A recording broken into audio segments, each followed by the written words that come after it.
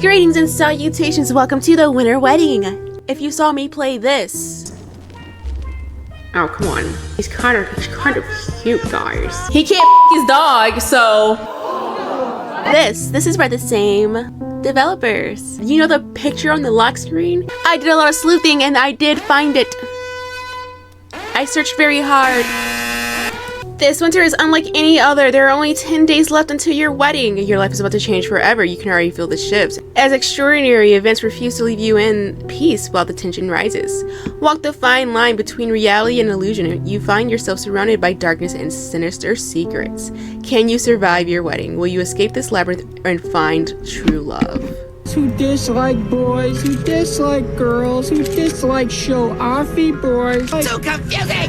Throw that one away! Listen, I've got 2 guy voices, maybe 3, and the third one is a big, burly, beefy guy. So I need to save my 2 voices for the 2 love interests that I have. I can't afford a 3rd guy in the mix. Wait, this is a wedding, right? Why are we dressed like to the nines and like, I feel like I'm dressing for a funeral. Wait a minute. She looks like a Charlotte. Doesn't it look like a Charlotte? How do you spell Charlotte? Charlotte.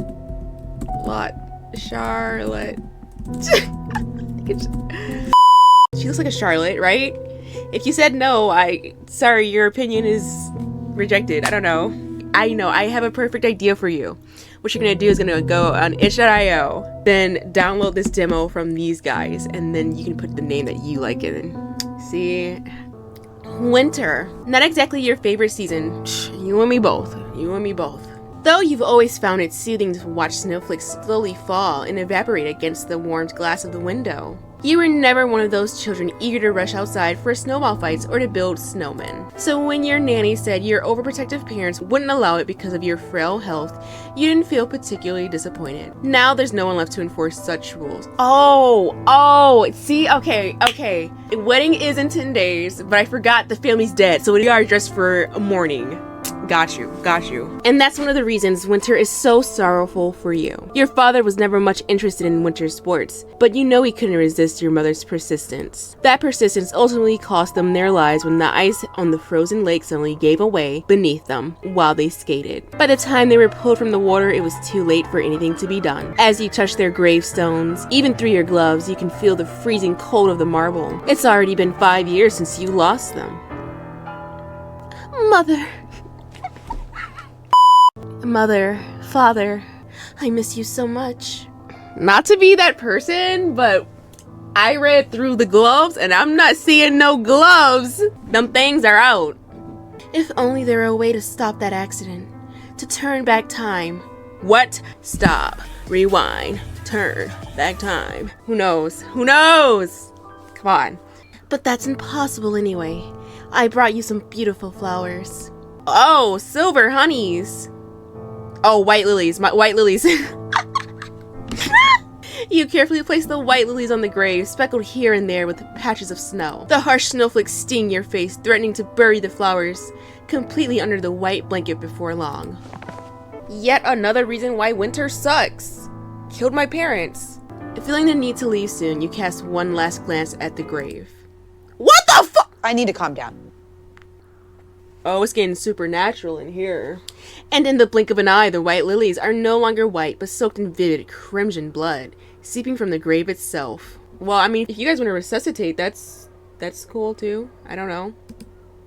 What? Your heartbeat quickens and your breath forms a white mist that clouds your vision. Your head spinning, your knees buckling. Just as you are about to collapse, a strong arm catches you by the shoulder. All right, Charlotte, I hope you like whoever has just caught you, because odds are this is the end game, because the first impression is all that ever matters. The first person you meet is the one. My fortitude and my constitution is very weak. Turning your gaze, you find Tristan standing beside you. Your butler, the tea. Oh my god. Tristan, am I crazy, or are you seeing the grave, or am I crazy? His attentive eyes shift between you and the grave, as though trying to discern the source of your distress. Oh, I'm bugging? Ugh, great. There's no trace of alarm or confusion in his demeanor. Frantically, you glance back at the grave. The lilies are as white as when you left them. Well, you see, Tristan, I was just overcome with, sadness from visiting my parents' grave, you know. I can't live without them. It's awful. No trace of the blood remains. Are you alright, my lady? Is something the matter? I'm fine, Tristan. Just a little dizzy, that's all. So then, a fleeting hallucination. You can't exactly say it's the first time. You've never fully recovered since losing your family. You must have been affected by the cold. For a moment, you can't help but feel uneasy at the way his gaze sharpens as if he was aware of what you're thinking. Now is certainly not the time to meet with another new doctor who promises to cure you with their sedatives. I mean, high as strung out for what, and I'm still hallucinating. Thankfully, the familiar steadiness in his voice soon puts you at ease. Shall we head back to the carriage, my lady? Please hold on to me tightly. Hello? Guys, Guys, who's a better, like, wait, who am I getting married to? Is the guy in the picture the one I'm getting? That's probably the guy. But, like, a dutiful butler who's probably been here since forever? Like, you can't top that. Who else knows how to take care of you better? Well, let's wait. We'll see. We'll see. Please hold on to me tightly. With Tristan's help, you make your way out of the eerily silent cemetery and to the carriage waiting for you. We're returning to the manor. The roads may be icy. Drive carefully. Last thing I want to do is crash, so like, yeah, coachman, please don't get us killed. I've already lost my parents. I don't need to lose my life as well. The coachman nods quickly as and takes his seat. Everyone seems eager to leave this place. Everyone except you. Your attention is momentarily distracted by the stark white of the glove covering Tristan's outstretched hand as he helps you step into the carriage. White lilies were your mother's favorite. You recall how she'd always pick the most beautiful one from every bouquet and tuck it into your hair with a smile. But after that hallucination, perhaps it's best to choose a different flower for your wedding bouquet. But that's so sweet to like have a lily in your bouquet to like honor your mother who would always pick the most prettiest lily for you. Like, she can't be here with you physically, but down the aisle she will be there. You don't want to falter at the altar and embarrass yourself in front of everyone. My lady, if you could hurry. I think I dropped my handkerchief at the grave. What handkerchief, girl? Stop the cab. Get in this carriage. Get in the carriage. Feigning a flustered expression, you press your hand against your bag. The handkerchief is right there! If we leave a message with the caretaker, it should reach the manor within a few days. A handkerchief in the snow, though? Like, it's gonna be buried beneath the snow. What if they never find it? It's gonna be all soggy. Like, what if the moths eat it? I gotta go get it. Oh, but it was a gift from Oscar. The Shark Slayer? I'm sorry, I'll take it serious. I'll take it serious. Gotta match the music. You notice a momentary pause in Tristan's expression, unaccustomed as he is to hearing you mention your fiancé's name so openly. I'll fetch it immediately, my lady. Please wait in the car. No, let's go together. Hell, where is save? Ah, hell, which one of these is save? Oh! Luck is on my side. He's offering to go by himself, but I want to go with him. Oscar's gift is important to me. I'd like to see my parents one last time. Tristan's questioning gaze meets yours, but you'd rather seem sentimental than paranoid. Given the thoughtful and caring attitude your parents have always shown towards you, you are certain no one could find you unjust. You know Tristan, for his calm demeanor and logical approach, isn't exactly pleased with your request. But refusing you isn't an option, period. You're a butler, bro. Do as I say. As my lady wishes, if you'll excuse me. Without waiting for a reply, he adjusts the loosened collar for your coat with a practical air. Unlike you or the coachman, he seems completely unaffected by the cold. Bro, he's the Ice King himself. Look at him. In moments like these, you can't help but wonder if he truly is. Once he's finished, Tristan turns to the coachman. Keep the horses ready. The violent gust of wind forces you to cling tightly to Tristan, relying on his strength and warmth as much as you can.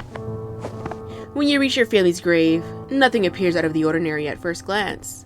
We must move quickly, my lady. The weather is worsening.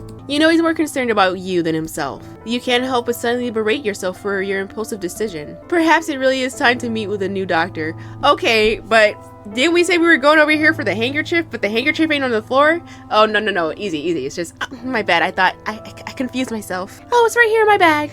Sorry. The handkerchief isn't here. Let's go back. Wait a moment, Tristan. What's this flower? Is it really there? Like, is it not? No, wait, who the f*** up my flower arrangement? Amidst the bouquet of white lilies you left on the grave so easily scattered by the wind. Oh. The wind, guys. Sorry.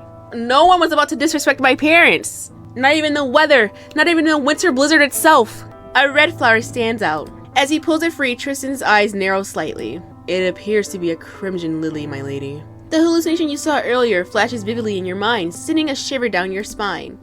But what's it doing here? It was likely mixed in by mistake when the bouquet was prepared, my lady. Who knows Cat Noir? You reach for the crimson lily in its hand and examine it closely. It's identical to the white lilies you selected for your family, except for its color. Oh no, I remember the bouquet perfectly. This isn't possible. In that case, perhaps it was blown here by the wind from another grave. Look, all the flowers on that grave over there are red. Curiosity and determination compel you to rise on your tiptoes, trying to see the grave Tristan is pointing out. Bro has a bird's eye view. Indeed, on the snowy hill there are red specks, but you're not as convinced as Tristan that they're the same flower, or even flowers at all. At that moment, your careless stance catches up with you and your foot slips. Well, you better catch me. In a desperate attempt to keep from falling, you grab onto Tristan's coat. For the first time, you manage to catch him off guard. His typically rigid posture wavers, and he leans toward you. You find his face startlingly. Stop putting words in here I can't pronounce. 2 hours later. Startlingly close to yours. Though his lips remain perfectly composed, his golden eyes flicker with an unusual, unreadable glimmer. If it's important to you, my lady, I can expect every grave here, one by one. How dutiful of you. You don't have to do that, Tristan. Let's hop back in the carriage. Your entire body heats with mortification, enough to make you momentarily forget the cold. With his help, you manage to regain your balance once more. Well, hell, we're here to investigate. Might as well.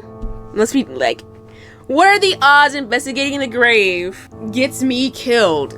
The storm can't be that bad. Let's go check the grave. He's here. Tristan's here to help. Not every grave. I want to check that grave. Tristan's hesitant gaze just between you and the hill. My lady, if you'll allow it, I'll check that grave myself. There's no need for you to trouble yourself in this weather. I need to see it with my own eyes. Stubbornness isn't a trait that you're usually known for. Yet, the firmness in your voice leaves Tristan with a little choice. Please, my lady, stay close to me as possible. The ground might be icy. Yeah, let's, be careful, yo. Last thing I want to do is crack my skull open in a graveyard by my parents. 10 days before my wedding! Wait!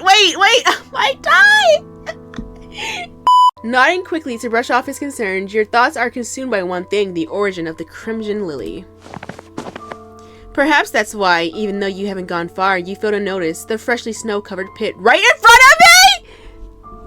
Tristan, you please tell me you're the best butler ever, and like, you're gonna make up for my stupidity and save me from this pit, because I just killed myself.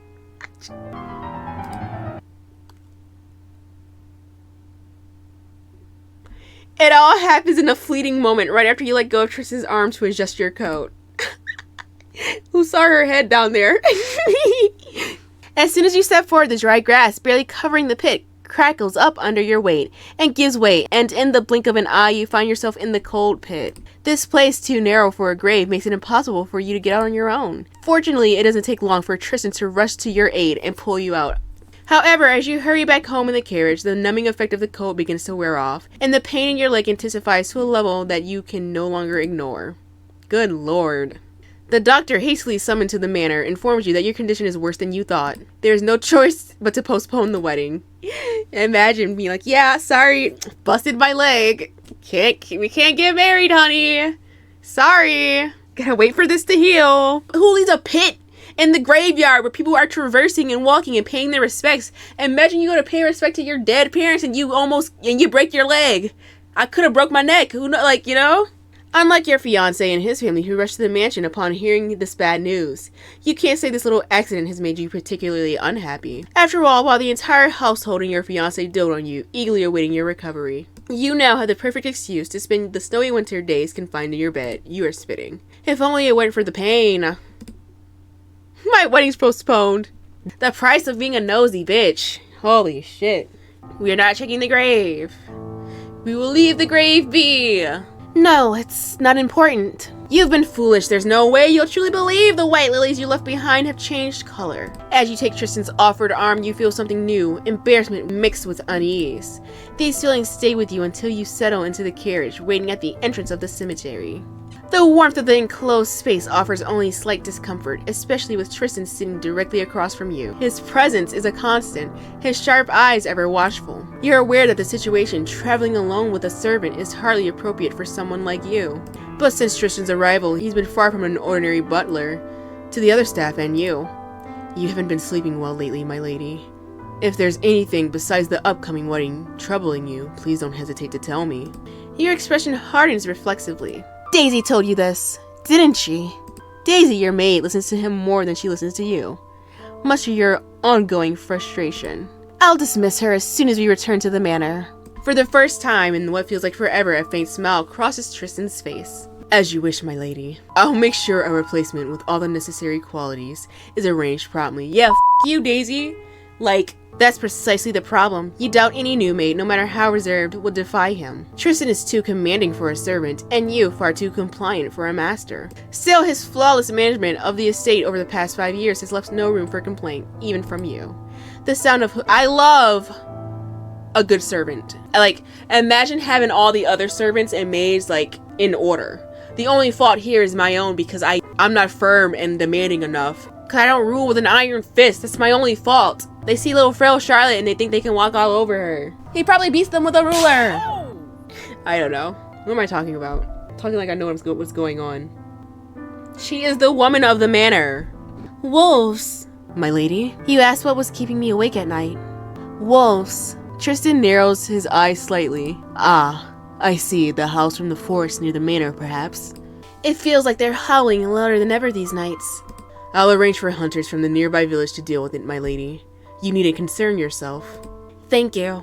If that's all that truly keeps you up. Your voice rises unintentionally. What do you mean by that, Tristan? Perhaps you should consider postponing the wedding, my lady. That's none of your business. I only suggest this because winters are particularly hard on your health. Forgive me if I've overstepped. Your brows knit together in irritation, yet you can't immediately find the words to refute him. Oscar is a noble alpha and you a noble omega. Marrying Oscar isn't about love, it's an obligation like every other inexplicable, unshakable duty in your world. You know neither you nor your fiancé truly has a say in this. Postponing the wedding will only temporarily mask this reality. Well, how about we run away?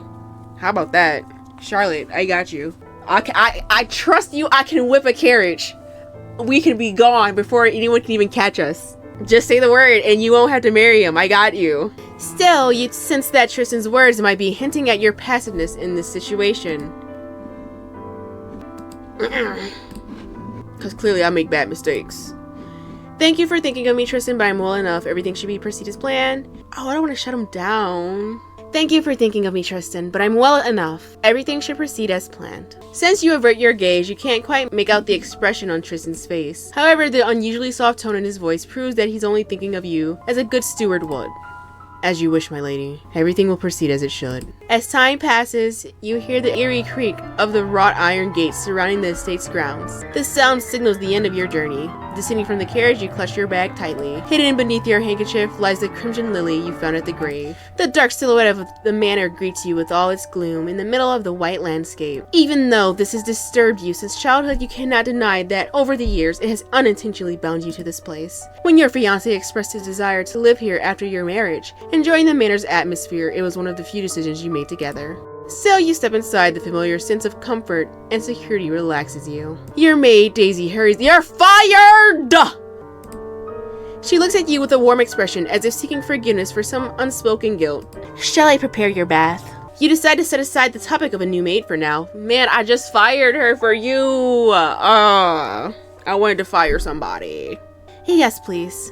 As you climb the stairs, you overhear Tristan giving her instructions. Make sure the bath is properly heated. Also, bring chamomile tea with honey and lemon. Without a single protest, Daisy bows to him in a manner she's clearly accustomed to, and a flicker of rebellion ignites within you. However, it extinguishes as soon as you step into the corridor at the top of the stairs and head to your room.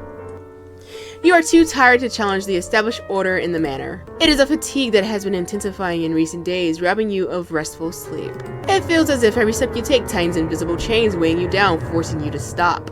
You try to tell yourself this is just wedding stress. At least, you don't have a more reasonable explanation for it. Not yet. The oppressive silence of the manor, filled with the only sound of crackling firewood and distant footsteps, is suddenly interrupted by the creak of a door. Your eyes quickly find your maid, who has appeared at the entrance.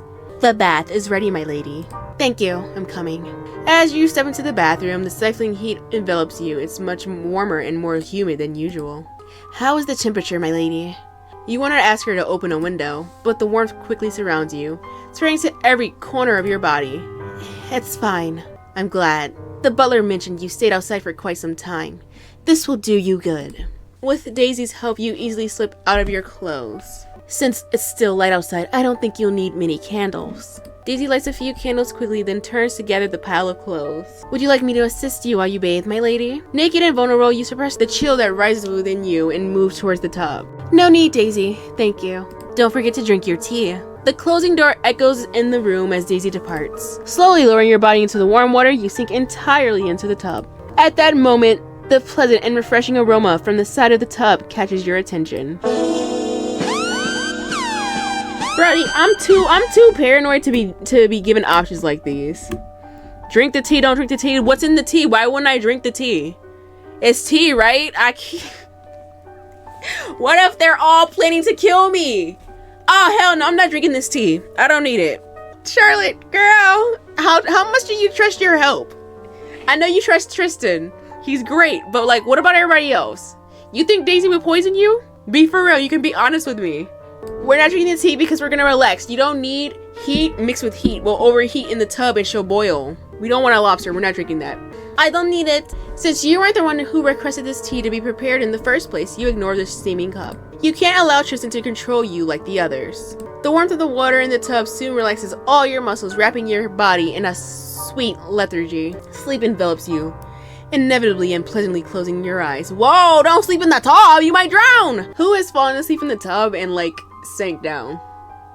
Because I have. I woke up obviously, but like, hell, we didn't need the chamomile tea. We're already asleep in the tub just without it. If she had drank the chamomile tea, she would have been in a coma and she would have drowned. When you open your eyes again, you have no recollection of how long you drifted off. Judging by the lukewarm water in the tub, it could have been too long. You sit up, reach for a nearby towel to dry off, and slip into your robe before leaving the room. As you walk through the corridor to your room, you notice something peculiar in the silence that surrounds you. A sound somewhere between a growl and a rumble. A growl and a rumble? Is there a goddamn wolf in the house? Say psych. It reminds you both of an animal breathing and a machine operating. Curiosity sparks as you head into the end of the hallway where the growling noise becomes noticeably louder. You try to guess where in the manor this sound could be coming from. Descending the stairs, you notice that no one seems to be around. Where is everyone? Daisy? The mansion is enveloped in a terrifying sense of abandonment, save for you and the sound of your footsteps echoing through the halls. Charlotte, you might be hallucinating again also, so be careful. The wheezing noises seem to concentrate near the staircase leading down to the basement. You've never ventured into the underground cellars before. You've heard from Daisy that it's filled with rats and a multitude of forgotten old items. You know that Tristan, unlike the previous butler, has an interest in new machines to make work easier, though many of them ended up broken and left to rust down there. The staff must be down there now tending to the new machine under Tristan's orders. Just as you're about to head back to your room, the sudden curiosity takes a hold of you. You slowly descend into the manor's ancient stairs. The dim light makes it hard to see, but you eventually reach a damp and cold space at the bottom. The wheezing grows louder, transforming into a hum that reverberates through the walls. You're no longer sure if the source of this noise is a machine. Is anyone there? Tristan? Answer me at once! The shadows around you seem to multiply, but there's no response. The shadows? Your heartbeat quickens, your breathing turns ragged. You decide to abandon this unpleasant curiosity, but it's too late. Ah! The way I would scream, bro.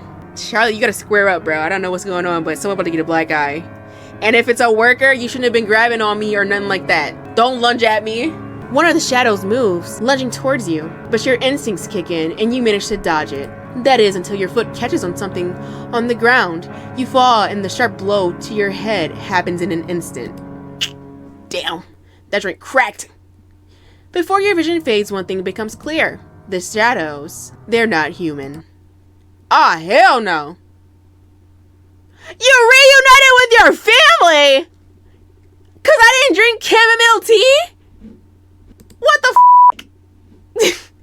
Where was the choice? Where was the choice to not go in the basement? That's not on me. There's no way this chamomile tea saves my life. Despite the tart taste filling your mouth with the first sip, you keep drinking. You're amazed at how well Tristan seems to know exactly what you need. Soon, an odd sense of joy fills your mind. It feels as if the invisible chains that weighed you down have snapped one by one. The approaching wedding, the exhaustion of recent days, the wolves howling through the night, the crimson lilies in the cemetery, the snow-white winter, all of it fades into distant memories in your mind. Your entire body is enveloped in a sweet lethargy. You taste peace. When you open your eyes again, you find yourself in the bathroom, but you can sense something strange even before you see it. At first glance, the only noticeable difference is the absence of daylight filtering through the windows above, replaced by the shadows cast by the extinguished candles Daisy had lit. You likely doze off in the tub. The air is so stifling that it's hard to gauge how much time has passed, but you feel the sharp clarity and freshness that comes after untimely prolonged rest. What the f*** is that? That is a wolf! Just as you're about to sit up and leave the tub, your gaze falls on a dark silhouette by the edge of the tub. It doesn't take long to realize that the shadow is actually a large face with a wide, toothy grin leaning against your bathtub. Fear courses through your veins, pumping adrenaline to every corner of your body. What am I supposed to do in a tub with a wolf at me, bro? Is this a dog or is it a wolf? The reverberation of the voice against the walls is unsettling, yet oddly it comforts you. Extending your hand out the tub, you begin stroking the uninvited guest who had been watching you inappropriately. Pervert! The creature responds with quick, noisy breaths from its nose, expressing its delight. What are you doing here, Snow? Snow is about just one of the few things you love about winter. A few years ago, during an incredibly harsh winter, you followed faint, pitiful whimpers outside the manor and found Snow buried in a snow-filled pit. These snow-filled pits, yo. I busted my ankle the first time around doing that. On the verge of freezing. Back then, his wet, sparse fur was barely distinguishable from the snow. Now it has grown thick and glossy. As you run your fingers through his fur, you suddenly realize your hand is wet. You pull your hand back. You're soaking wet, Snow. Have you been rolling around in the snow again while I was gone? How could they let you outside? You can't even count how many times Snow has slipped out into the forest without anyone noticing. If there's one thing you remember clearly, it's warning everyone in the manor about this repeatedly. Despite his silence, Snow's large eyes remain fixed on you. Don't look at me like that, Snow. The wild wolves in the forest could tear you apart. As you move to the... Did the water back there just turn red? Or am I crazy? I swear I saw this turn color. As you move your hand away from the tub's edge, you notice the trail it leaves behind. Thick, dark droplets slowly distort the handprint, and you realize the substance coating Snow's fur isn't melted snow. Your anger quickly gives into another emotion. Snow! I can't believe this! What happened to you? An enigmatic expression dominates Snow's shadowed face, devoid of pain. Your gaze instinctively shifts from him to yourself, and that's when you realize the truth. The marks don't come from Snow. They come from you. The tub you've been sitting in is filled with blood. No! Your first scream is filled with more shock than fear. It's okay, you're hallucinating. No matter how many times you open and close your eyes, the reality before you doesn't change. This can't be! How could so much blood come from me? You're absolutely certain you don't feel any pain. I'm not injured. You need to get out of the tub immediately. But despite the clarity of your mind, your body refuses to move, frozen like a corpse. And that's the final blow to your control. Help! Daisy! Snow's sharp teeth suddenly clamp down on your bare arm, and now you knew it. Snow, what the hell, girl? Betrayal! Betrayal. We must be hallucinating. There's no way the dog she saved is attacking her. No! Snow, please stop! Please!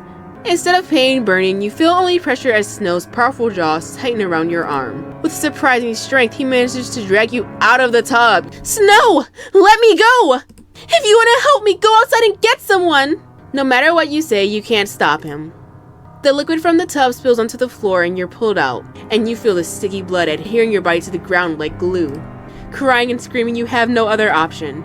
Please! Someone come here! Isn't anyone there? Snow nudges you a few times with his paws before abandoning his efforts. He circles around you in strange patterns, letting out low, agonized whines. The stiffness and the coldness enveloping your body, the blood-filled tub, your unheard cries, and Snow's pained howls ignite one singular thought in your mind. As if trying to escape this reality, you let out a final desperate cry. Tristan! The fact he didn't hear all this noise in the first place is insane, so you better hurry your ass up, Tristan. Or you're fired! There's too much noise going on for no one to have come to her aid yet, except for the dog. Tristan! Tristan! Tristan! Please help me!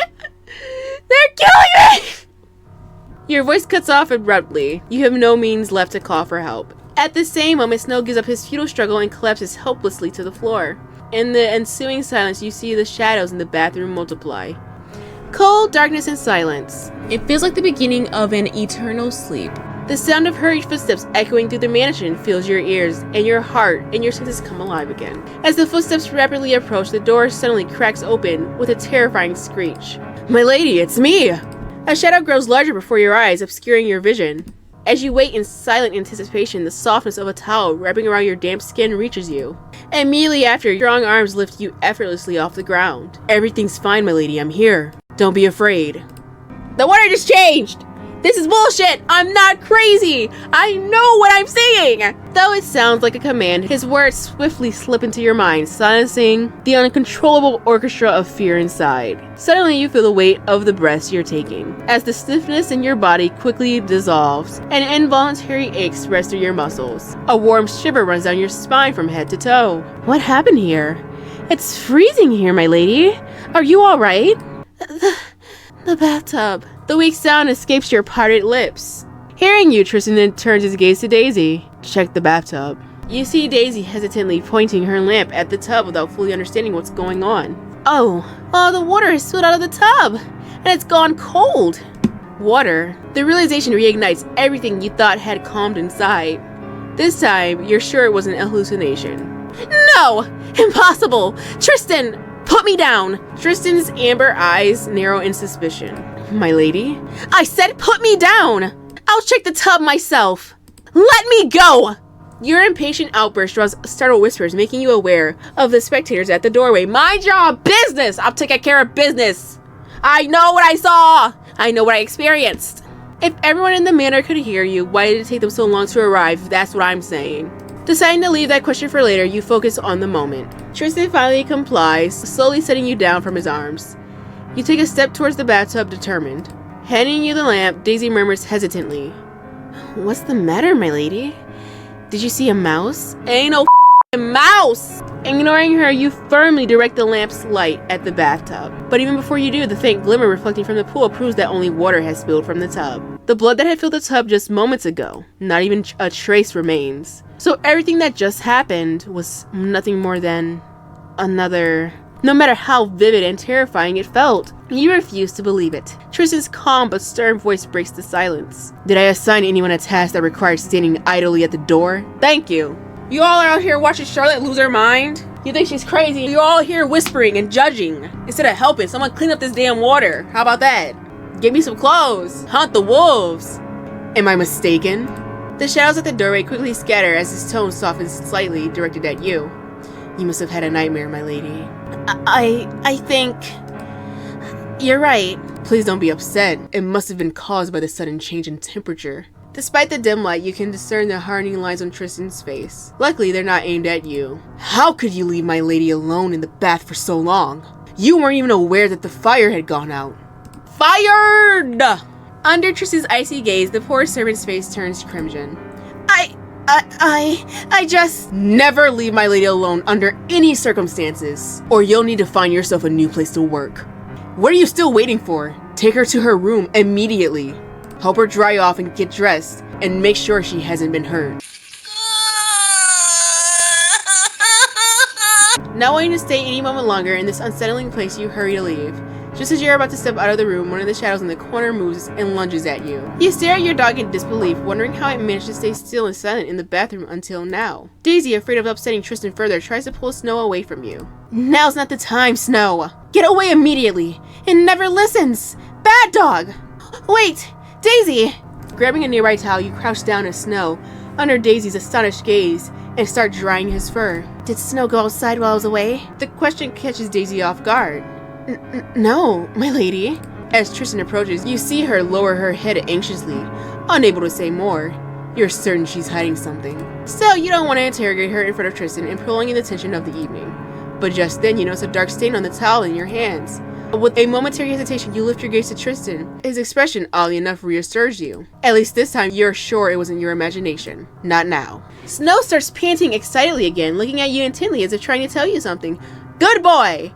Good boy! Snow bringing the evidence that we need to show that I'm not crazy. Everybody think I'm crazy. But I guarantee you, those other servants were like, yo, she needs a dose. Let's get her some sedatives. Let's talk to the doctor. We need her doped up. No! I'm not crazy. The tub was full of blood, and Snow can vouch, cause Snow was here to help before anybody. We need Dr. Doolittle in here to translate. Yet despite the insistence of his large bright eyes, he can't convey his message. Tristan's shadow leans over him, shrouding him in darkness. Don't worry, my lady. I see Snow isn't injured. This blood must have come from somewhere else. Yeah, the tub! His brows furrow as he turns his gaze to Daisy. I've told you countless times not to give him bloody, raw meat, haven't I? You know it's one of Tristan's rules to tame Snow, who already looks wilder than an ordinary dog. Though you believe there isn't an ounce of savagery in Snow, you've never opposed Tristan on this matter. Especially since he's always claimed Snow was unsuitable for a life in the manor. It must have been the kitchen staff who gave it to him. I don't know anything. Truly, my lady. Daisy's pleading gaze is hard to ignore. Oh, as the butler, it's your duty to know everything that happens in this manor, Tristan. Let's get on him. Wait. I don't know. Do we chew him out over it, or do we what's the point in lecturing someone over some stupid meat anyway? It's a dog. As long as he's not injured, he didn't get outside.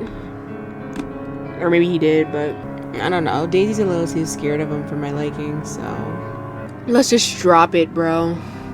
Can this be discussed later? I'm cold.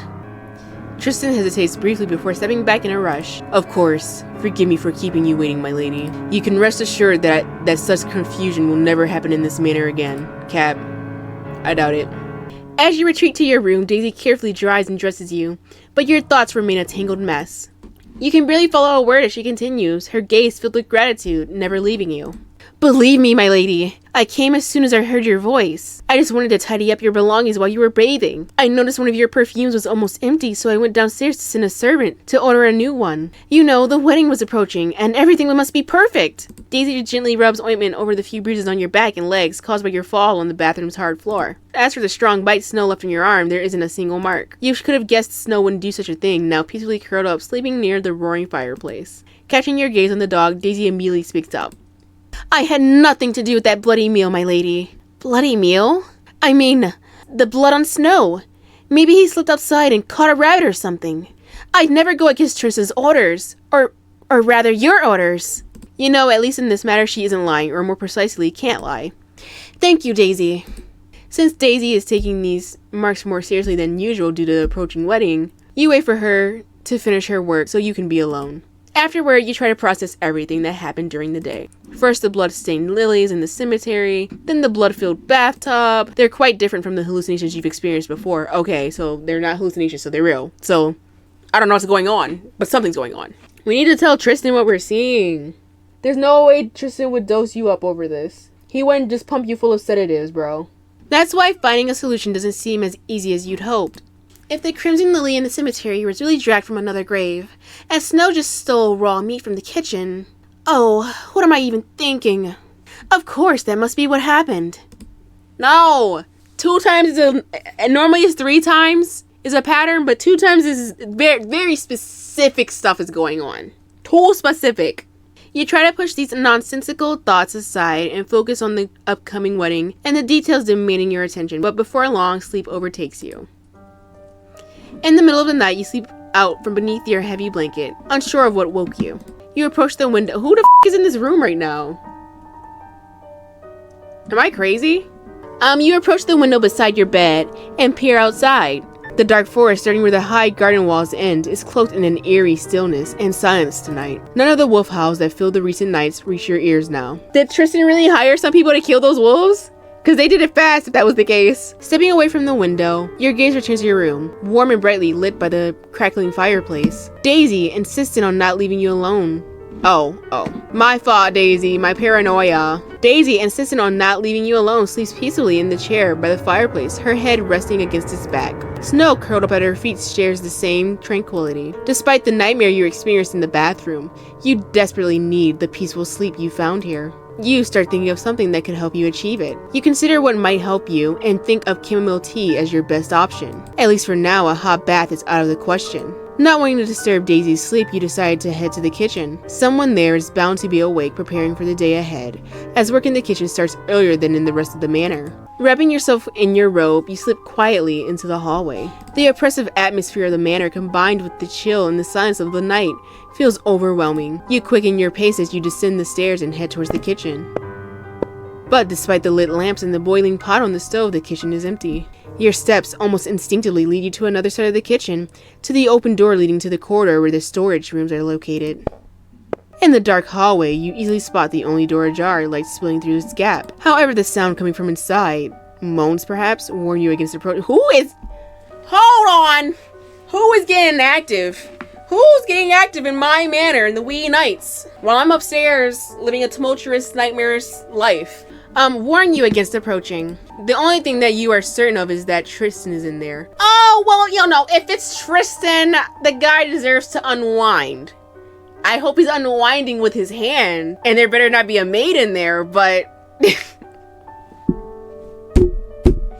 Anyway, return to my room. Bro, I gotta be nosy. I gotta be nosy. I will accept the consequences of this action. You've never been one to intrude into the private lives of your staff. But when it comes to Tristan, curiosity and another emotion you can't quite place quickly takes hold of you. Even though you know what's wrong, you can't stop yourself. You approach the brightly lit room as quietly as possible and steal a glance through the slightly open door. Tristan stands in the center of the room, directly in the path of the light. However, instead of his usual impeccable posture, his body leans towards a man kneeling on the floor. A servant, most likely. He's been beating the shit out of these servants. No wonder they're so in line. Bro is begging for forgiveness for letting the dog out, or I don't know. You notice the white gloved fingers gripping a whip tightly? Bro, I told you he's beating the shit out of these guys. No wonder that he runs a tight ship. And they're still up. Are you starting to regret your disobedience? Or do you need a harsher punishment? You notice the servant's clothes are disheveled, and his face clearly bruised. For a moment, you forget to breathe. The servant is sobbing, pleading in a way that sounds almost like a groan. Jesus, man. How are you guys disobeying orders? Like, not blaming them, but like, there's no way don't everybody know about this, right? Like, as a servant and a worker in this manor, I would make sure, dude, I would hunt Snow down to make sure it doesn't get outside. I would be making, like, there would be nothing you could catch me doing wrong. Cause I'm not doing this. This ain't happening to me. All this over a little blood from a dog meal? Like, come on. I mean, that's not even where the blood is from, I don't think. But that's my own investigation. But over a dog meal? He's a dog. It was never this serious. I regret it. I deeply regret it. I'll never do it again. Never ever. Please forgive me. Tristan straightens up and begins pacing impatiently around the servant, and you manage to make out the silhouettes of other observers on the other side of the dimly lit room. They remain silent, their trembling breaths the only sound as they try to stay out of Tristan's way. Could you imagine? You like wake up at what? The early crack of dawn at 3 a.m. and you're in the kitchen, you're cooking up, you're like, yeah, I'm getting ready for the day, gotta get my bread started, need the dough, let's boil this pie, and then Tristan comes in and he's like, can you step into the room? And it's like, fuck, what went wrong? I'd cry. Fire me! I know your kind well. You don't deserve even the slightest bit of mercy. Tristan suddenly pauses, shifting his gaze from the servant on the floor to scan the room. A cold, chilling smile spreads across his face, one you've never seen before. Disciplining you requires great patience and punishment. Guys, you guys have a safe word? Holy shit. No wonder everyone's so scared of him. Lucky for you, I have plenty of both. As he finishes speaking, his yellow eyes turn in your direction. For a moment, it feels as though his gaze meets yours. In a panic, you step back from the door and retreat a few paces. Your mind races, torn between running away and staying put. But Tristan's authoritative voice reaches your ears once more. But tonight is not the night. Your heart pounds with an odd tension as you make a quick decision to hurry back to the kitchen. No, wait, we gotta hear! What's going on? Why is tonight not the night? Did you get caught? Did he actually see me? You remind yourself that disciplining the staff is part of Tristan's duty as the butler of the manor. Yet there was something in his demeanor, aggressive, ruthless, savage even, that you've never seen in all the 5 years you've known him. 5 years? He's been doing this for 5 years and this is the first time he even got an inkling that he's been doing that? Now you no longer question why Daisy is so afraid of him and shows him such respect, or why she insisted on staying with you tonight. Your maid, now asleep in the warmth of her room, oblivious to everything, is doing the best she can. Could you imagine if we had to talk to him in the bathroom? She'd have been downstairs getting her ass beat instead. You feel like you should ignore everything too, at least for now. Heading towards the stairs, you two return to your room. The sound of footsteps behind you halts you in your tracks. My lady, is something the matter? His composed demeanor starkly contrasts with the unsettling scene you just witnessed, and you swallow nervously. I just wanted some chamomile tea to help me sleep, but I couldn't find anyone in the kitchen. Because they weren't at their post for some reason. Got any idea why they weren't at their post? Just fell on my seat.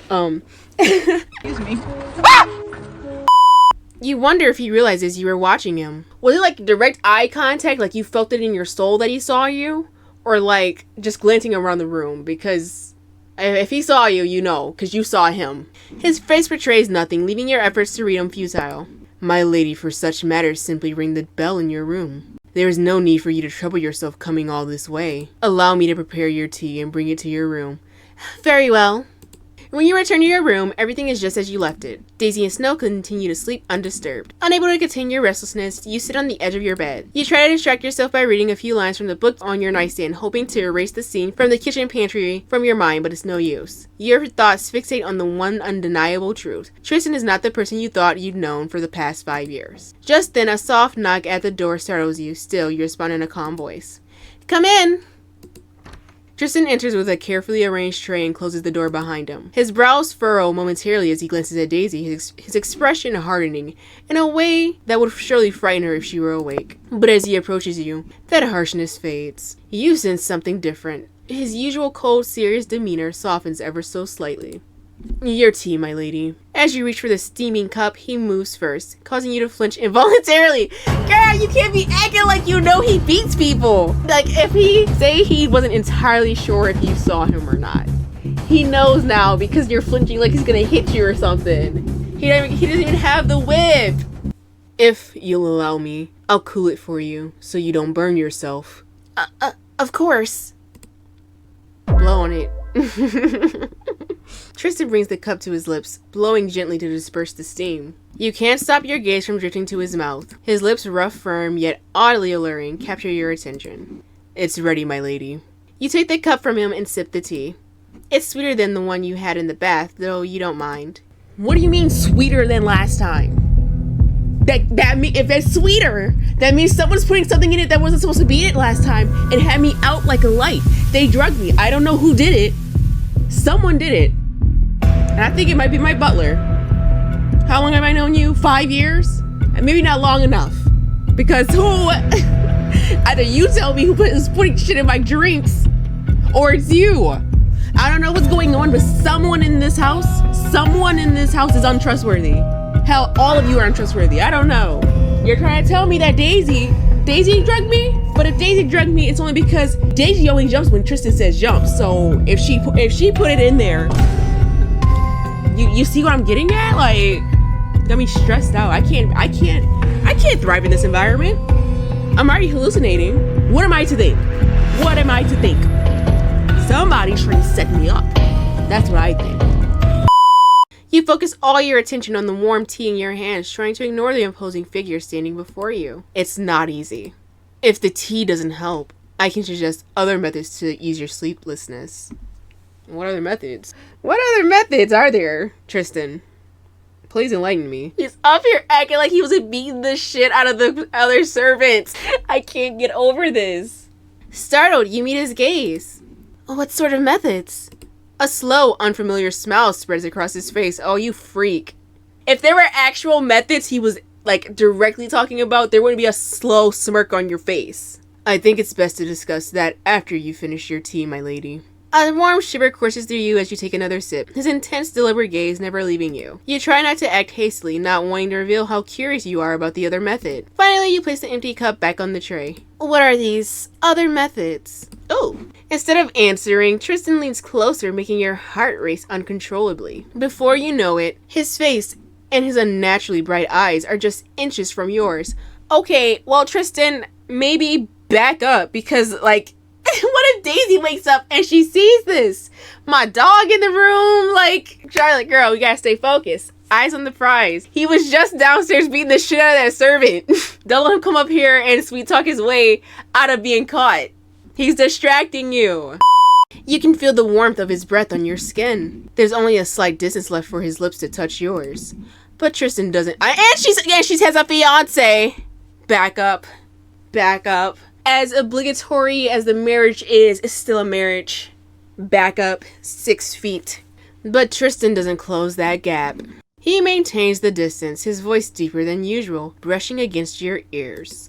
With your permission.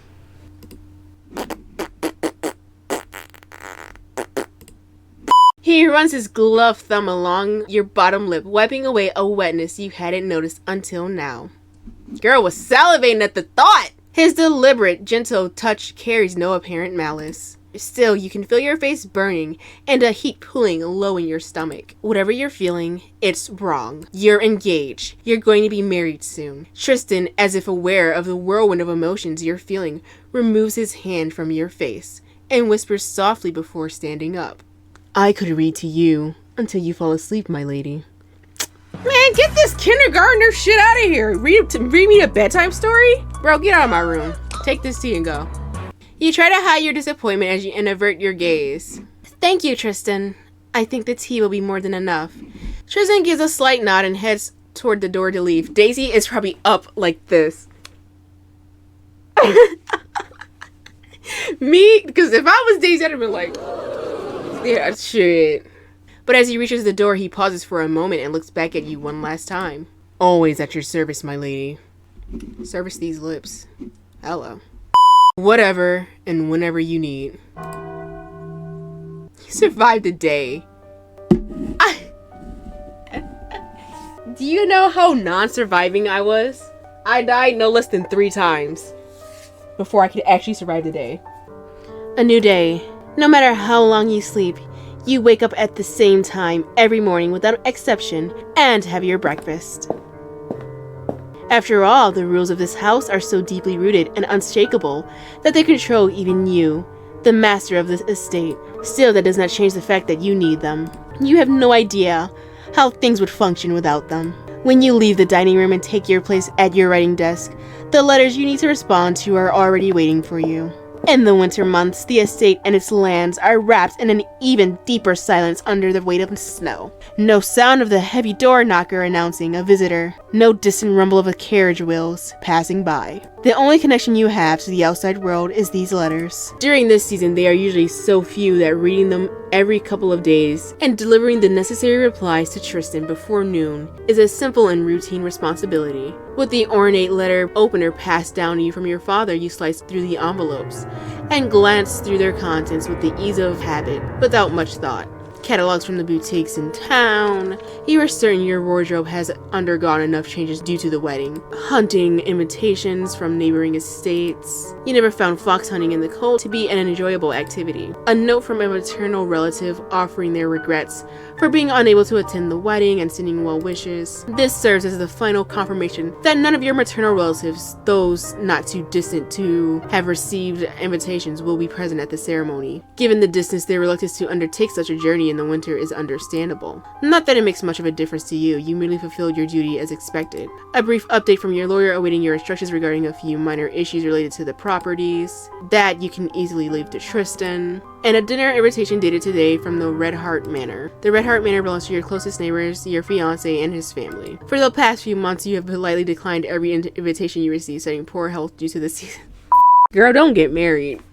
If that's the case, don't get married. Rejecting every dinner invitation from your fiancé? You hate him. For a moment, you consider doing the same thing with this one. After all, the letter states that it is merely a small, intimate dinner. Ink spills the tip of your pen onto the paper, forming a series of well-rehearsed words, apologies, and another refusal. Just as you're about to finish your letter, you hear a knock at the door and you lift your head. Come in! Hi! Contrary to your expectations, it is not the butler who enters, but your maid, carrying a silver tray, followed closely by Snow, who dashes into the room. Yes. Yeah, great to see you, Snow. I brought you tea and some refreshments, my lady. You try to recall when you made such a request. Yet, as you attempt to remember even the moment before grows hazy in your mind, you forget why you were writing the letter in front of you in the first place. Seeing the bewilderment on your face, Daisy's eyebrows lift in alarm. Last time, you said a single plate of refreshments would be enough, as long as there were no guests. Or at least, that's what I thought you said, my lady. If you'd prefer, I can ask them to prepare the large serving tray right away. You shake yourself, as if rousing from sleep. The letters, petting your dog, Daisy's arrival with the tray, it all reemerges in your mind as nothing more than links in a chain of routine. A cycle that repeats without the need for any request. No, Daisy. Thank you for doing exactly what I asked. But what about that moment of forgetfulness? It feels as though the exhaustion in your body is seeping into your mind. You push the thought aside and return to your letters without delay. As Daisy, relieved from her earlier nervousness, sets the tray down on the table, her eye catches one of the opened envelopes. Her enthusiastic voice slices through the quiet ambiance of the small study like a blade. I didn't know you were writing to Lord Oscar. My lady, please forgive me for interrupting. Unfortunately, the words you've penned lack the romance and passion she's likely imagining. You are well aware of how betas romanticize Omega and Alpha marriages, envisioning them as bonds of perfect compatibility, intense attraction, and unwavering devotion. And yet, in reality, these unions forged for power and status require no conditions. Still, in this moment, you realize something important about Oscar's letter, something that nearly escaped your notice. The problem lies in the handwriting. The dinner invitation was not written or signed by your fiancé, but by someone else merely posing as him. Well, shit, this is going in the fire pit. Guess I'm not going. If I was thinking about going now, it's out the window. Oscar's action is either a gross act of negligence or a blatant display of disrespect, or perhaps both. Taking the letter you wrote to your fiancé in hand, you rise from your chair and approach the fireplace. Period! Burn it! Just before you let the paper slip into the rising flames, you turn to Daisy. Could you summon Tristan for me? Of course, my lady. As you watch the letter ignite with a sharp hiss and crumble into ash, your thoughts begin to crowd your mind, filling the silence Daisy leaves behind as she departs. You are well aware that communication between you and Oscar has dwindled as the wedding approaches. But you are unsure which of you is more at fault for that. Before the mayor's decision was announced to you, the familiarity of being neighbors with Oscar, along with the social ties of belonging to the same circle, should have naturally fostered a smooth, effortless bond between you. At least that's what your guardians had told you. Yet now you can feel the bond stretched thin, on the verge of snapping at any moment. And if it does, you have no idea what awaits you on the other side. The only certainty is that your guardians and your place in society would not approve, and that you must attend this dinner tonight. A firm commanding knock echoes through the small salon, drawing your gaze to the entrance. There you see Tristan. You cannot stop the heat from rising to your cheeks, independent of the warmth of the fire, as last night's events surface in your mind. The Tristan you have known for 5 years, a man of steady reason and restraint, had revealed a side both unsettling and inviting. It was a disorienting contrast. Thankfully, you managed to quell that feeling before he approaches. As Tristan bows before you, with his usual precision, you notice his gaze lingering on you with more scrutiny than usual, as though he's assessing whether you are still under the influence of yesterday's hallucinations. To be fair, you cannot say for certain yourself. You summoned me, my lady. I am at your service. I hope you are feeling better today than you did yesterday. I am, Tristan, thank you. The letters are ready for delivery. You may take them from the desk. But before I respond to the lawyer, I wanted to hear your thoughts. You catch the way Tristan's golden eyes narrow slightly. His gaze shifts swiftly from you to the desk as he moves toward it, preparing to carry out your request. Yet before leaning over the scattered envelopes and letters, he hesitates. You have no doubt that Daisy has already informed him of what transpired, the letter from your fiancé, your response, and the fact that you burned it. The lawyer's letter is in the corner. Tristan, bowing his head, sheds his pretended hesitation in approaching your desk, filled with personal correspondence encouraged by his implicit approval. Still, for a fleeting moment, his eyes drift elsewhere, other than the lawyer's letter. Mind your business! Don't read those! But the moment passes quickly. The issues in the letter seems to be more serious than stated, my lady. If I may offer my humble opinion, it would be wise to send a trusted person to assess the situation before granting the lawyer the approval he seeks. His ever-calm voice makes it easy to trust him without question. After all, in 5 years, you have never encountered a reason not to. Not even last night changed the fact that he remains a reliable butler, though his methods were surprising. You may handle it as you see fit, Tristan, but I believe it must be done swiftly. I will go to town this afternoon to take care of the necessary correspondence, my lady. There is no need for your concern. I will also speak with a few hunters from the village regarding the wolf problem in the forest. And I have already given the kitchen staff proper instruction regarding your dog's diet. I do not believe we will encounter that issue again. Yeah, I don't think so. The crack of the whip, bro. Is there anything else you require, my lady? You only need say the word. And the silence that follows, the soft rhythmic breathing of snow dozing by the fire fills the room. It is clear that with all these tasks, Tristan will not be able to accompany you to Red Heart Manor tonight. Though you are not accustomed to traveling alone, the mutual dissatisfaction between your fiancé and your butler makes Tristan's absence the more appropriate choice for this dinner. Damn, the girls hate each other! After a brief hesitation, you make your decision. Have the coachman prepare for the evening, Tristan. I will be attending dinner at Red Heart Manor. For a fleeting moment, something like surprise flashes through Tristan's golden eyes, an expression you are not used to seeing from him. Yet his voice remains composed, unwavering. Forgive me, my lady. Did you mean this evening? I did. Please see to your tasks. I will go alone. You know that Tristan cannot press the matter outright, and so he takes another approach. My lady, forgive my impertinence. But with the recent heavy snowfall, I have concerns about whether the road to Red Heart Manor is passable for a carriage. Had there been more time, I would have sent someone ahead to inspect it. In this weather, there is a high risk of your carriage getting stuck in the snow, or, God forbid, an accident occurring. His words unsettle you. The thought of the carriage wheel sinking into the unseen ditch, the axles breaking, of the horses panicking and injuring themselves. For someone who does not enjoy travel to begin with, these are not mere inconveniences. They are a nightmare, especially given your recent exhaustion and the hallucinations. But the dinner is important. You must see your fiancé soon, before the impression that you have neglected him takes root. Are you suggesting I go on horseback instead? I trust you will find a suitable solution, difficult as it may be, Tristan. We trust him, so he'll do it. If it weren't for this obligation, I would never ask this of you. Though his gaze remains cold, pressing the irrationality of your decision, his voice takes on a softer tone when he speaks again. You are too modest, my lady.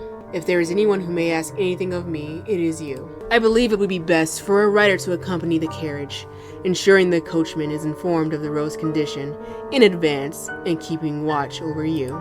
This would make it easier to send for help or to turn back, should anything go amiss. Additionally, I will ensure that provisions, blankets, and anything else necessary for your comfort during the journey are prepared. I am certain you will reach Red Heart Manor without issue. His words instill enough confidence for you to commit to the journey, even if his expression suggests otherwise. Lately, you have not only lost trust in others, but in yourself. Perhaps this trip will help you reclaim some of it, or at least you wish to believe so. Later in the day, though, Tristan is no longer at the manor. The instructions he left behind ensure that everything proceeds seamlessly. Though dinner is still hours away, everyone, including yourself, agrees that it's best to set out early. Daisy follows you with eager steps, seeing you off, and though she's the only one pleased about your attendance at this dinner, you find a small sense of relief in that. While her and Snow, who excitedly dashes around your feet, expecting an evening walk. Yeah, psych, bro, you played yourself. If dinner stretches late into the night, please do not rush back, my lady. I am certain Lord Oscar would be kind enough to offer you accommodations for the night. The thought gives you pause. You recall that until now, neither your fiancé nor you have ever spent the night at each other's mansions. Man, this sucks. F***ass marriage. Y'all don't even like each other. Holy shit. Not even a little bit? Considering that you are neighbors, that is quite surprising. No doubt. Daisy, still caught up in her delight, does not notice the irony in your voice. If that is the case, you will need a maid to assist you. Lord Oscar will surely assign the best in his household to attend you, but no matter who he chooses, she will not be me. Talk your shit, Daisy. If you wish, I can prepare at once and accompany you, my lady.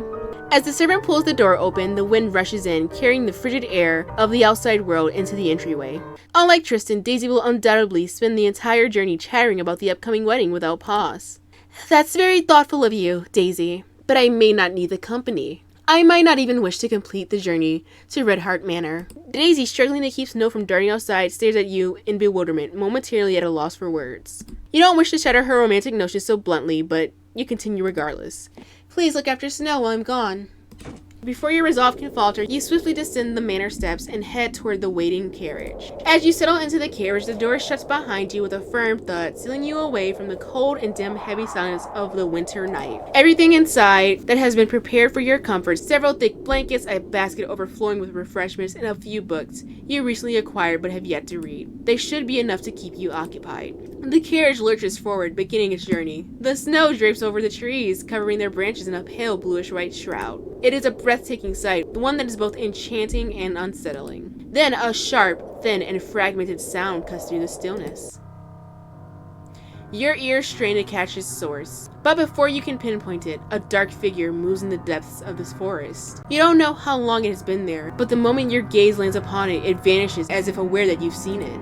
A trick of the eye, perhaps. Yet an uneasy shiver runs through you, as if unseen eyes are still watching. Most likely it was a poacher who had wandered into the woods and feared being caught. That must be all. To close the curtains. Still, you draw the curtains over the windows before returning your focus to the book in your lap, skimming through its pages without absorbing a single word. At first, you barely notice the subtle deacceleration of the carriage. It is only when the horses come to a full stop that your grip on the book tightens. The muffled sound of boots crunching through the snow draws closer. Your heart pounds, though your gaze trained on the book. Then the door creaks open, a familiar face from the manor stands before you. The rider who had accompanied your journey, the one the coachman had called Rudolph. His silvery hair flows faintly under the light, a striking resemblance to Tristan's. You suspect he, too, must have come from one of the villages around the estate. As your gaze lingers on him longer than intended, a sudden realization strikes you. Last night, he was in the kitchen pantry. He was in the kitchen pantry getting his ass handed to him. What is this cult bullshit? You know what? I'm about to crash out. Y'all from the same village or some shit? Hell no. You got me. How many servants have silver hair? My paranoia. And he was kneeling, wrapped tightly against the bitter cold, only his eyes visible underneath the layers. There's no way to tell if the punishment from last night has left any marks. But you know it was him.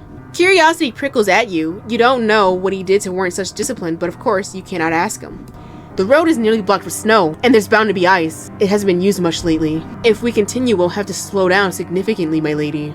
Tristan's warnings proving accurate once again does little to ease your frustration. Even if you press on, it's clear you'll be late for dinner at this pace. As you weigh your options, a sound, then fractured and aching, cuts through the silence. It startles you. This time, it echoes deeper within the woods. But the shadow, that thing closer! I swear it. But the shadow, you catch it now, pressed against the trunk of a tree much closer than before. Your hand lifts, almost its own accord, pointing it out to Rudolph before your mind can register the movement. Yet the moment he turns to look, it's already gone. The rustling branches stirred by the wind, whispering through the trees, that eerie sensation creeps up your spine again. This time you're certain something or someone has been watching you for the entire journey. And if not, then the alternative is that it's all in your mind. Well, it's not in your head. It's not in your head. That's done. We've crossed that road. That bridge is burned. I've died once to this. It's actually happening. I can confirm. You force yourself to move with measured caution as you turn back to Rudolph. Did you hear that just now? Of course, my lady. It's likely a predator. I couldn't quite place it, but in this weather, anything you saw was probably it. They say their numbers have grown significantly in the forest lately. What are they looking for? His eyes gleam as he answers. Food, my lady, just like the rest of us. But there's no need for concern, we have rifles with us. He pauses before adding, what is your decision? Shall we turn back or do we continue forward? We're late for dinner, but like, we're already out here. What's the point in going back? We just gotta drive slower. What if we slow down too much and like they can just rob us? Then what? How funny would it be if I still go and then Tristan's beating this guy again next time because he's like, dude, I told you. Make sure she comes back home. Let's keep going. Your words causes the young man's eyes to cloud with unease, but he merely lowers his head slightly, unable to oppose you. As you command, my lady, I'll inform the coachman immediately. With nightfall, the dropping temperatures and growing fatigue will make the journey increasingly difficult, and yet, thinking of Oscar's indifferent and mocking nature, you doubt he sees much significance in this arduous trip. You're about to just tell the coachman to turn back when, despite not having traveled too far, the carriage suddenly lurches forward with an alarming speed. It only takes a moment for you to realize this isn't the coachman's doing. You're sliding on ice. Thrown off balance, you instinctively reach for something to hold on to, but it's useless. You fall into the carriage floor. Unfortunately, the thick pile of blankets cushioning your landing spares you from any serious harm. We took off for 2 seconds. You're already drifting on ice. Jesus Christ. How are we supposed to pop a Yui and you can't start forward without slipping on ice? At the same time, the horses come to an abrupt halt, managing to stop the carriage. Your heart pounds so violently that the sound roars in your ears, nearly drowning out the noise of the carriage door opening. My lady! It's fine. Rudolph exhales in relief as he realizes you're unharmed, merely tangled in the thick blankets. With his help, you stand and step out of the tilted carriage. Tilted! Though your breath fogs your vision, it doesn't take long to grasp the situation. The carriage has veered off the road, crashing through the trees, and the horses are now buried up to their bodies in snow-covered bog. A wave of regret burns through you like fire. While the other two assess the situation, you remain silent, merely listening. Well, shit, let's hop back on. Didn't the rider have his own horse? Let's hop on his horse and we just go back home. Because if that's the case, shit, my fault. Because we cannot be walking out in the snow. Like, it's insane. We should go find help. Don't be ridiculous. By the time help arrives, the horses will be dead. Shut up and help me. Whoa, whoa, whoa, don't leave me alone. With Rudolph's assistance, the coachman managed to unfasten the horses from their harnesses and straighten the carriage. But saving the horses will take far more effort. Sitting at the roadside, watching them struggle, you feel the weight of their stolen glances and silent accusations pressing down on you. Guilt and unease settle on your shoulders like an unbearable burden. You cannot shake the feeling that something worse is coming, that something hidden in the darkness, lurking behind the trees, is watching you. But you can't point out every shadow that surrounds you. You can't burden them with yet another problem. Helplessly, you retreat into the carriage and wait. Despite the comfort it offers, at this moment the carriage feels no different from a cage. With no other way to distract yourself, you pick up your book once more, trying to drown out your thoughts. Man, can I pick them or can I pick the choices? Suddenly, you find yourself in darkness. Your first reaction is confusion, but the weight of the book resting in your lap makes you realize you must have dozed off while reading. Girl, stop falling asleep. There's no way I'm dozing off when our horses are drowning in the bog. Like, I need to know if we're going to be getting out or not. After what happened in the bathtub yesterday, you have no idea how you managed to fall asleep so easily outside in the middle of the forest. You and me both were confused. This time it feels as if you've merely blinked, yet exhaustion still clings to you. Then an eerie shiver crawls over your skin, unrelated to the cold. Only now do you notice this carriage is still not moving. But the sky is already pitch black. The only sound is the howling of the wind. Yeah, so let's just hang this up, guys. She died. They made it to day 9. Your instincts scream at you not to step outside, but what about this silence, this stillness? Summoning your courage, you push the blankets off your trembling hands and crack the carriage door open. Snowflakes drift gently in the air, brushing against your face, but the silence greeting you is far from soothing. The trees around you, cloaked in deepening shadows, seem larger, misshapen, distorted.